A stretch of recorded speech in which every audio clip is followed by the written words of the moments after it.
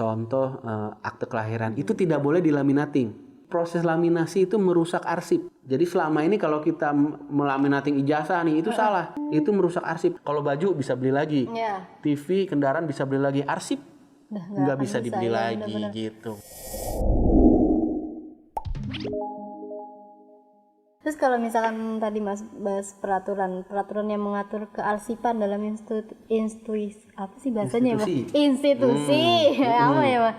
Kalau peraturan sih tentu saja kita mengacu ke undang-undang ya. Pertama kali semua pemerintah pasti awalnya mengacu ke undang-undang, yaitu Undang-Undang Nomor 43 tahun 2009 tentang kearsipan. Nah, di sini ada yang lucu nih. Kenapa Mas? Indonesia merdeka dari tahun 1945. Iya. Undang-Undang kearsipan baru ada tahun 2009. Gitu. Ini cukup lama nih lahirnya Undang-Undang kearsipan ini. Nah, nanti dari Undang-Undang kearsipan untuk di daerah itu diturunkan lagi di kita namanya Perda tentang kearsipan daerah, dan lalu nanti di tingkat Provinsi DKI Jakarta tingkat pelaksanaan teknis nanti turunkan lagi tuh beberapa pergub. Salah satunya adalah pergub tentang arsip dinamis. Saya lupa ininya berapa gitu. Berarti kalau dilihat dari pengertian tadi gitu kita kulik ya, manfaat dari kearsipan tuh berarti untuk mengulas sejarah juga, untuk mengetahui data-data yang ada gitu ya Mas? Nah betul. Atau gimana? Kalau bilang apa gimana Mas? Nah kalau arsip itu banyak sekali manfaatnya sebentar, saya sambil bacakan ya. Mas Yas ini punya banyak contekan karena ini riskan banget ya Mas kalau misalkan dikasih tahu ke masyarakat kalau misalkan salah omong aja. Betul, karena arsip kan itu hal yang krusial gitu ya. Iya, benar-benar. Nah, arsip yang pertama tujuan dari penyelenggaraan kearsipan salah satunya adalah terciptanya kegiatan arsip tentu saja. Yang kedua, tersedianya dokumen yang autentik dan terpercaya. Nah, tadi yang saya contoh, fungsinya arsip adalah tersedianya arsip yang autentik dan terpercaya. Siva pernah dengar yang namanya Super Semar nggak? Oh iya, Surat Perintah 11 Maret yang pemberian kekuasaan dari Pak Soekarno sampai ke Pak Soeharto. Itu ternyata sampai sekarang tidak ada aslinya. Hilang gitu aja atau gimana? Tidak ada aslinya gitu. Nah, yang beredar di kita sekarang ada 3 jenis Super Semar. Iya. Dan ketiga-tiganya diragukan keasliannya. Gitu. Ada yang itu kan tahun 1958 kalau nggak salah. Ada yang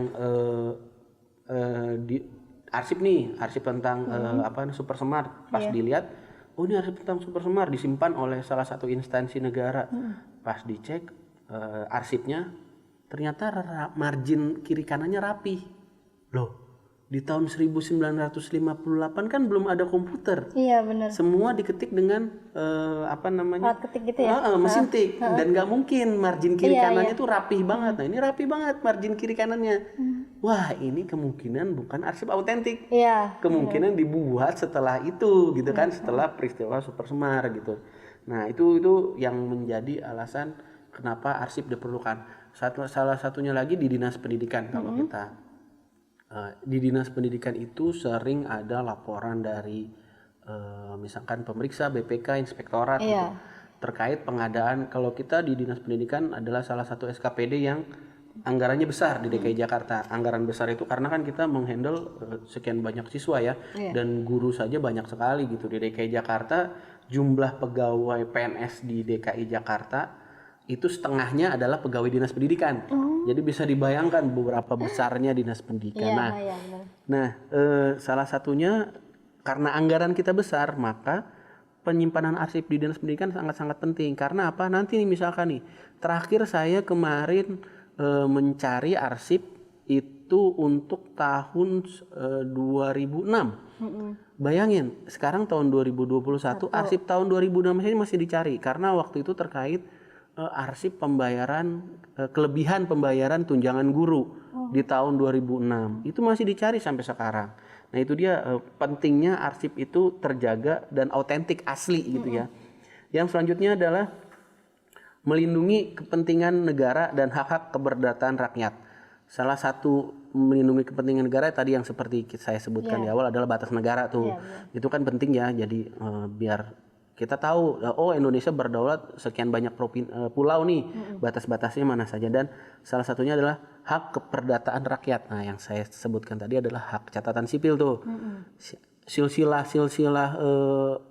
keperdataan kita, silsilah kita sebagai penduduk di Indonesia. Contoh dari akte kelahiran kan kelihatan tuh, siapa orang tuanya, siapa ibu, siapa bapaknya, anak keberapa, lahirnya di mana. Nah itu kan itu penting tuh untuk melindungi hak-hak keperdataan rakyat.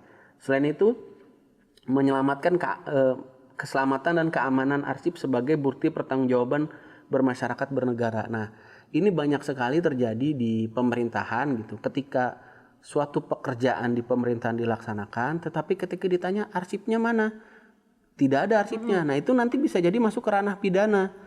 Bahwa suatu pekerjaan yang menggunakan uang negara, tapi tidak bisa dibuktikan kegiatan itu benar atau tidak karena tidak ada arsipnya, maka itu bisa jadi nanti masuk ke ranah pidana.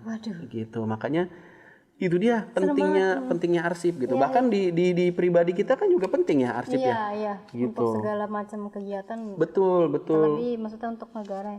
Betul. Nah tadi kan saya kaget loh, maksudnya yang super smart itu yang kita ngelihat dari marginnya aja. Berarti kan cara meneliti kalau data tersebut benar itu kan serumit itu, maksudnya sedalam itu. Nah, di arsip itu ada istilahnya namanya tata naskah dinas.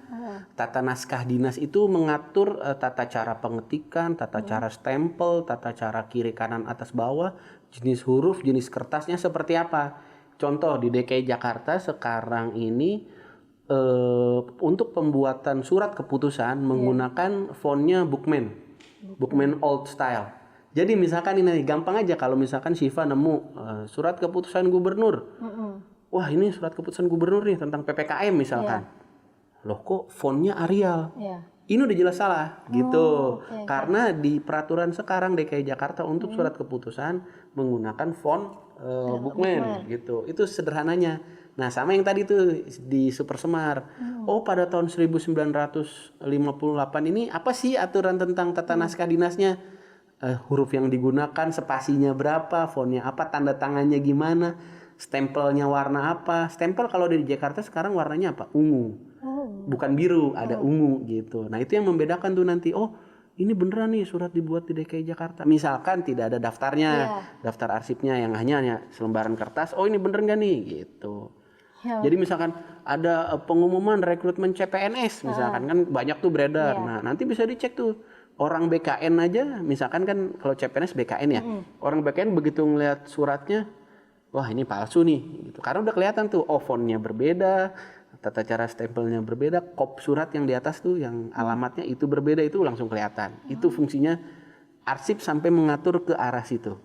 Wah, gitu. detail banget ya. Iya betul. Dunia arsip tuh berarti. Betul. Nah masalah ini Mas, bagaimana sih sebenarnya mekanisme kearsipan dari mulai penyerahannya, pemindahan dan penghapusan dalam saya susah banget Mas nyebut institusi. Itu bisa. Panjang ya. Iya. Nah, kalau arsip tentu saja arsip di pemerintahan itu dimulai dari surat masuk. Surat masuk adalah surat yang kita terima tentunya dari masyarakat, dari institusi lain. Nah, ketika surat masuk di Dinas Pendidikan yang saya contohkan, itu masuk langsung ke loket surat. Nanti loket surat itu langsung masuk ke pimpinan yaitu kepala instansi. Kalau di Dinas Pendidikan berarti pada kepala dinas. Nanti dari kepala dinas memberikan lembar disposisi atau lembar catatan lah istilahnya. Misalkan ada surat masuk, surat ini harus diapain nih? Misalkan dijawab, ditindaklanjuti atau dihadiri. Nanti di lembar disposisi itu kepala dinas menulis tuh dijawab, ditindaklanjuti. Terus kepada siapa yang tindak lanjuti? Apakah sekretaris dinas? Apakah kepala bidang? Misalkan nanti disposisinya ke kepala bidang. Kepala bidang nanti ada lagi lembar disposisi kepala bidang.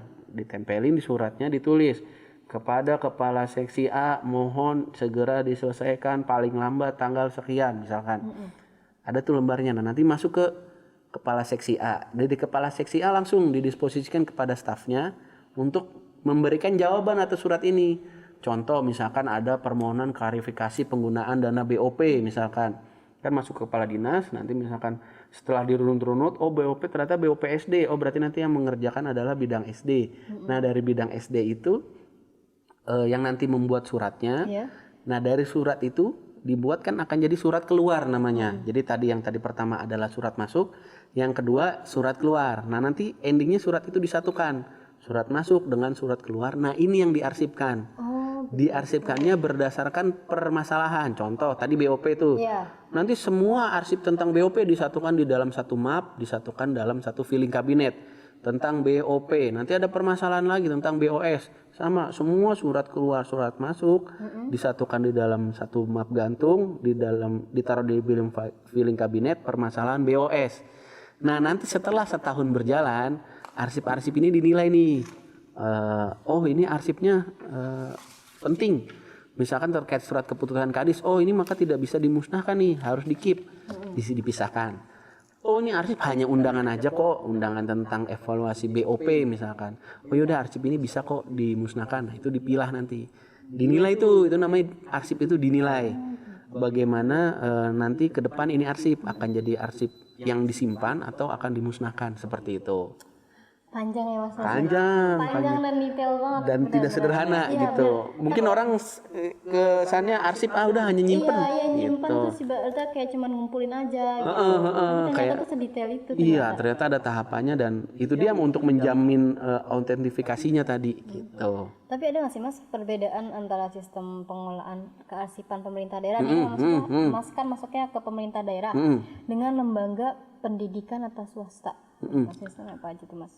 Kalau misalkan perbedaan sistem sih, kalau negeri dan swasta tentu saja bukan berbeda sih sebenarnya. Kadang kalau di lembaga negeri hampir semua sama, semua peraturannya sama.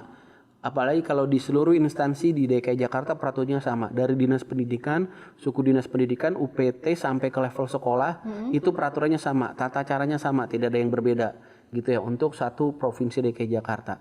Tetapi ketika misalkan kita pindah ke lembaga swasta, mungkin lembaga swasta itu punya aturan sendiri nih, dan itu tidak masalah gitu. Yang penting tetap arsip itu bisa dijaga autentifikasinya tadi gitu. Kita ngebahas arsip itu kan kayak tadi kan banyak nih, bener sedetail itu. Pasti kan kalau misalkan sedetail itu kan juga banyak ininya Mas, jenis-jenisnya. Apakah ada jenis-jenis pengarsipan itu? Nah yang tadi saya sebutkan arsip itu tadi sebenarnya sih banyak. Jadi contoh arsip ada arsip negara, contoh arsip pemerintahan. Terus ada lagi jenis arsip arsip tokoh masyarakat. Contoh misalkan Benyamin Sueb. Itu di Andri juga saya kurang paham dipegang apa enggak, tapi harusnya kita punya arsip tentang Benyamin Sueb nih, karena Benyamin Sueb adalah tokoh masyarakat. Contoh lagi ada arsip parpol. Itu penting juga untuk disimpan karena parpol kan juga merupakan sejarah Indonesia. Ada lagi arsip universitas. Itu beda lagi dengan arsip pemerintahan, tata cara mengelolanya. Nah, ada lagi yang namanya arsip pribadi yang tadi saya bilang, akte kelahiran, akte perkawinan, surat nikah. Nah, yang saya mau kasih sedikit tips trik nih tentang arsip pribadi nih. Boleh Mas. Jadi arsip pribadi itu contoh ijazah, contoh akte kelahiran itu tidak boleh dilaminating. Proses laminasi itu merusak arsip. Jadi selama ini kalau kita melaminating ijazah nih itu salah. Itu merusak arsip karena nanti bisa jadi suatu saat misalkan kerendam banjir atau apa, itu kan tintanya bisa nempel di kertas, tintanya bisa nempel di plastik laminasinya, bener nggak? Kalau dicabut rusak tuh ijazahnya. Nah makanya arsip itu tidak boleh, arsip pribadi kita tuh tidak boleh dilaminasi. Ada caranya yang benar. Caranya yang benar itu pakai, pernah lihat nggak map yang isinya dalamnya slot-slot plastik gitu loh? Oh ya, pernah. Nah itu seperti itu nyimpennya yang paling sederhana. Kita beli aja map yang dalamnya itu map plastik tuh yang dalamnya ada plastik lagi. Nah udah ijazah kita masukin ke situ. Satu slot plastik untuk satu ijazah. Jadi jangan didobel, jangan sebelah sananya ijazah yang satunya surat keterangan lulus gitu didobel. Karena nanti tetap aja ketika suatu saat kan tinta kan kadang kena lembab itu merembes ya. Nanti tinta dari ijazah bisa aja nempel ke surat keterangan lulus gitu misalkan. Jadi dipisah satu plastik. Nah ada lagi cara yang lebih bagus tapi lebih rumit, namanya enkapsulasi. Apa itu Mas? Nah enkapsulasi mirip kayak dilaminating. Mirip kayak dilaminating, jadi kertas diamankan menggunakan plastik. Cuma metodenya yang berbeda. Kalau enkapsulasi itu, ini misalkan ada kertas nih, ada kertas. Biasanya kita laminating plastik ya. Nah kalau itu kita tempelkan plastik laminasi, tapi ujungnya di double tip untuk menempelkan antara dua plastik. Tapi jangan sampai kena kertasnya ya. Iya. Di luar kertasnya kita double tip tuh di bagian plastiknya. Iya. Jadi si arsipnya ini tetap nggak kena double tip, Oh, iya, jadi aman. Nah benar-benar. itu namanya enkapsulasi. Itu yang kita bisa lakukan untuk menyelamatkan, menyimpan arsip kita. Karena ketika di enkapsulasi amannya apa? Nggak bisa kena rayap, bener nggak? Iya benar. Terus misalkan nanti suatu saat kita memerlukan arsip untuk dibuka, ya udah tinggal dibuka aja double tipnya. Set, udah dapat utuh lagi arsipnya. Karena salah satunya juga nih Siva, waktu saya di Dinas Dukcapil itu ternyata banyak kasus misalkan adopsi anak nih. Iya. Adopsi anak kan misalkan ada di akte kelahiran nih. Yosi Kurniawijaya anak dari Bapak A dan Ibu B. Ternyata saya nanti ketika besar saya diadopsi. Nah, itu di belakangnya ditambahkan bahwa berdasarkan penetapan pengadilan maka Yosi diangkat menjadi anak oleh Bapak dan Ibu ini. Itu ditempelkan di akte kelahiran. Oh gitu. Kalau di awal akte kelahiran kita sudah dilaminating, bagaimana cara nempelin di Oh belakangnya? iya benar. Gitu. Mau dibuka juga kan pasti udah nempel. Pasti rusak gitu. Nah, makanya itu dia akte ijazah, sertifikat semuanya jangan dilaminasi. Nggak bisa Dan ketika disimpan, misalkan ada surat yang 2 rangkap nih, ada straplessnya, itu dicabut dulu straplessnya. Karena kan nanti berkarat ya. Iya. Nah, karatnya bisa nyebar tuh nanti kemana-mana. Jadi mengurangi informasi dari arsipnya kalau itu karatnya sampai nyebar. Jadi dibuka dulu straplessnya, baru abis itu ditaruh di tadi map plastik itu. Gitu tuh untuk tips trik untuk arsip pribadi. Iya benar-benar. Buat sobat kompeten berarti yang merasa ngelaminating mending copot dari sekarang aja kali ya. Kalau udah dilaminating jangan. Oh jangan. Karena kan nanti rusak, nggak bisa. Iya, bener. Biarkan saja, tapi arsip yang ke depan Jangan dilaminating lagi gitu. Kalau ditanjur udah nggak apa-apa. Nih berarti buat sobat kompeten nih sebisa mungkin tips dan trik ini diterapin gitu di kehidupan kalian untuk arsip-arsip, karena kan ini kalau kita ngeliat arsip ini kan jangka panjang ya Mas ya, maksudnya jadi nggak cuman di hari itu atau sebulan setahun aja gitu kan, apalagi ijazah ya, ngomongin ijazah kan panjang banget. Dan yang penting juga tips trik juga sih, arsipnya jangan ditaruh di tempat lembab. Kalau bisa jangan ditaruh lemari kayu, karena kan kalau di lemari kayu nanti mengundang rayap tuh. Iya benar. Yang mengundang rayap nanti arsipnya bisa dirayap. Dan yang paling penting untuk arsip yang bersifat pribadi dan penting itu sebisa mungkin ditaruh di satu tempat semacam koper nih. Jadi udah dimasukin ke map plastik tadi, digabungin di satu, masukin dalam koper, ditaruh di satu tempat yang kira-kira tidak lembab atau jauh dari rayap. Fungsinya apa? Suatu saat misalkan terjadi bencana di rumah kita, itu tinggal diambil saja semua. Udah jadi satu koper, diambil bawa keluar. Karena kan kadang misalkan katakan rumah kita kebakaran, kita nggak ada yang tahu kan. Untuk membuktikan itu rumah kita ada di mana? Ada di surat tanah. Surat tanahnya kebakar.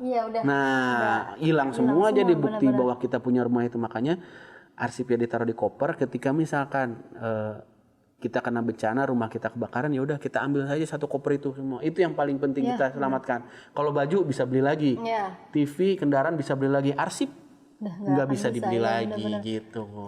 Maksudnya sangat penting untuk kita berhati-hati dalam menyimpan kearsipan di dalam rumah gitu ya. Betul, harus hati-hati. Nah Mas, ini bahas arsip di daerah distrik Jakarta ya. Kan tadi kan kita ngebahas jenis-jenis secara luas arsip. Ada nggak sih Mas jenis-jenis arsip tuh di distrik Jakarta khususnya gitu? Ada nggak? Kalau sebenarnya sih yang perlu saya tekankan di sini khusus buat sobat kompeten di rumah nih ya, apalagi yang bekerja di sekolah ya. Saya beberapa kali melakukan kunjungan sekolah, yang saya agak miris adalah tempat penyimpanan buku induk siswa. Nah, buku induk siswa itu kan mungkin sekarang sudah online kali ya, di print gitu ada. Tapi yang zaman dulu kan buku induk siswa itu ditulis semua tuh. Si Yosi nomor pelajarnya berapa, tempat tanggal lahirnya di mana, orang tuanya siapa, bawahnya si Jerry misalkan, dan seterusnya. Nah, buku induk siswa itu adalah buku penting, itu adalah arsip vital sebenarnya, yang kadang di sekolah itu disimpannya sembarangan karena mungkin nganggap gini, ini buku induk sekolah udah siswa tahun 96 gitu, buat apa sih tahun 96 gitu, udah nggak kepake, kita nyimpennya yang baru-baru aja nih. Yang tahun 96 ditaruh di gudang, di tempat yang lembab atau di luar bangunan gitu misalkan. Padahal buku induk sekolah itu adalah hal yang arsip vital. Karena di buku itu tercantum bahwa si Yosi pernah sekolah di situ. Misalkan nih si Yosi ijazahnya hilang, Iya. ya nggak terbakar. Yosi kan perlu cari bukti bahwa pernah sekolah di sana. Yosi datang ke sekolah A. Sekolah A ngeceknya dari mana kalau Yosi pernah sekolah di situ? Dari buku induk siswa gitu. Nah, ini yang terjadi di biasanya pada saat pemilihan umum nih. Iya. Salah satu syarat pemilihan umum adalah legalisasi surat ijazah SD, SMP, SMA. Nah, ketika misalkan ada calon pejabat nih yang ikut pemilu datang ke sekolah A, saya minta legalisasi dong untuk ijazah saya pernah sekolah di sini loh. Nah kan sekolah harus bener-bener cek tuh, Iya. bener nggak sih si A ini beneran sekolah di sini, jangan-jangan dipalsuin nih ijazahnya, Iya, benar-benar. gitu. Jangan-jangan bukan dia yang sekolah di sini atau dia ngaku-ngaku aja. Sebenarnya dia belum lulus SMA loh, baru SMP aja ijazah SMA-nya palsu. Nah itu kan perlu diceknya di buku induk siswa gitu. Dan ada satu lagi di buku saya lupa namanya, yang isinya tentang nilai ijazah, nilai SPM UN, nilai UN. Nah, nilai UN itu kan perlu tuh. Iya. Nah, itu yang perlu teman-teman sobat kompeten yang berada di sekolah nih, itu yang perlu dijaga sebenarnya untuk teman-teman sekolah gitu. Jangan sampai karena itu arsip vital gitu. Jangan sampai itu tidak ditempatkan di tempat yang benar gitu. Iya. Benar-benar Mas. Maksudnya jadi dari seharusnya nih ya kan banyak juga guru-guru yang mensubscribe YouTube ini ya. Dan semoga aja nonton. Kalau misalkan emang kalian para guru dan staf sekolahan nonton, bisa diambil nih tips and triknya buat ibaratnya buat arsip sekolah gitu. Jangan sampai disimpan sembarangan karena kan kita nggak tahu ke depannya gitu. Betul sekali itu dia. Padahal banyak orang masyarakat kan butuh itu nanti ke depannya gitu. Bener. Karena maksudnya saya dilihat sekitaran lingkungan juga ada yang seperti itu. Pas lagi mau mau lihat cek ijazahnya karena ijazahnya hilang, sekolah juga bingung jadinya gitu. Karena mereka kurang mengantisipasi penyimpanan. Betul. Apalagi misalkan yang sekolahnya udah nggak ada. Iya. Nah ya kan. Nah terkadang kalau sekolahnya sudah tidak ada, dinas pendidikan masih nyimpen juga sih. Jadi zaman dulu tuh sekolah-sekolah masih mengirimkan nilai ijazah dengan nomor ijazah ke dinas. Jadi kadang untuk beberapa sekolah yang sekolahnya sudah tidak ada bisa mencari arsipnya juga ke dinas gitu. Ini pembahasan arsip nih banyak banget loh. Seru ya. Seru banget. Kayaknya kalau misalkan dibuat part 2 kayaknya seru loh. Bisa. Mungkin bisa juga nih Mas kalau misalkan kita undang untuk membahas pengarsipan. Boleh nanti kita bahas yang lain. Ini kan baru satu sisi ya. Iya. Kita bisa bahas secara spesifik lagi tentang arsip dinamis. Mungkin ini bisa Mas, bisa mengulik arsip data sejarah Indonesia. Iya bisa. Bisa ya. Saya dari tadi belum menyebutkan arsip digital, bener nggak? Oh iya itu gimana Mas arsip digital? Iya masih ada lagi yang namanya arsip digital. Iya itu gimana Mas? Arsip digital adalah sebenarnya bahasa benernya adalah digitalisasi arsip. Arsip itu tetap dibutuhkan fisiknya. Iya. Jadi arsip itu tidak bisa mentang-mentang kita udah digitalisasi nih. Kita udah scan, kita udah simpen di server. Kita buang aslinya, nggak boleh. Karena secara hukum di Indonesia ketika ada pembuktian di persidangan tetap diperlukan arsip aslinya. Gitu itu yang paling penting tuh. Jadi contoh nih, misalnya kita secara pribadi juga aja. Saya udah simpen akte kelahiran saya udah scan. Gitu. Tiba-tiba kebakaran, akte aslinya hilang, terus ada perebutan waris, dikasihlah scan-scanan akte kelahiran yang menunjukkan bahwa saya anaknya orang tua gitu kan, nggak bisa dipakai, gitu karena bukan asli, kecuali dari scan-scanan atau fotokopian itu dibawa ke dinas dukcapil, baru nanti dari dukcapil mengeluarkan surat pernyataan bahwa benar akte nomor sekian atas nama sekian gitu. Baru itu bisa dijadikan dibukti di persidangan kalau ada kasus waris misalkan. Ya kasus waris kan banyak banget ya Mas ya. Iya. Jadi terutama di Indonesia berarti. Arsip itu kalau lagi tidak dicari disingkirkan gitu. Tidak diperhatikan. Tapi ketika lagi dicari justru malah kadang nggak ketemu. Iya, Bener kan? bener banget Mas. Itu tuh kalau masalah arsip tuh seperti itu banyaknya. Mas, ada saya dengar-dengar nih Mas, katanya tuh Mas sebelum menjabat sebagai arsip ya, arsip menjadi ini ya, Arsip Paris, ya. Mas tuh menjabat sebagai pengadaan barang dan jasa. Iya benar. Saya jadi pejabat pengadaan barang jasa di Dinas Pendidikan dari tahun 2016 sampai 2019. Tapi sebelumnya sih di Dukcapil juga pernah. Saya menjabat menjadi panitia pemeriksa hasil pekerjaan. Jadi saya begitu jebrol jadi PNS udah lamanya sebenarnya saya di pengadaan juga gitu, di pengadaan lama, di arsip lama. Tapi ya saya milihnya ke arsip aja lebih gitu. seru ya Mas kayaknya. Lebih seru. Iya, saya dengarnya aja kayaknya seru banget Mas. Di arsip itu kan kita bisa tahu sejarah satu dinas. Iya. Dengan kita sambil mengetik arsip untuk membuat daftar arsip, kan kita baca suratnya. Oh, kontennya seperti ini loh. Kita baca lagi. Kayak saya kemarin lagi buka surat perjanjian kerjasama Dinas Pendidikan. Jadi Dinas Pendidikan zaman tahun 2000-an itu banyak bekerja sama dengan kampus. Terkait nanti untuk setelah lulus siswa-siswa bisa langsung ke kampus yang swasta gitu. Bahkan juga ke industri juga. Itu kan ada perjanjian kerjasama antara Dinas Pendidikan dengan industri. Perjanjiannya berlangsung berapa lama. Oh, saya jadi tahu.